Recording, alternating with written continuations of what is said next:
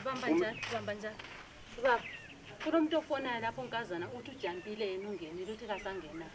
Angizisanthe love you angisangenanga kubuthini angazi. Uthi ujampile. Uthi ethwa ngijampile kanisangena. Kasangenanga. So angazi ukuthi alright ngifake connection liyana ukuthi afika join line uthi ujampile line. Ilayini. Kulama connection yezinto zokudla lapha nxa ukuthi kasangenanga. Uyabe lokhu zinxa ngasangenanga ujampile line wangena. Bakhuluma ngakho sisi. Ujampile line. Lishuwa yini baba ngoba ngendlela ade khuluma ngayo bengani ezifu uyaphithizela like engani ujakile engani angathi uyesaba. Engani uyesaba. Vele bengimtshela ukuthi nxa ujampile unjeke. Kwenze ukuthi ngikhulume le manager ngapha. Sikwazi ukuthi abajampile line bangaka ngoba yimi ngiyabe mbhala abajampile labangenileyo.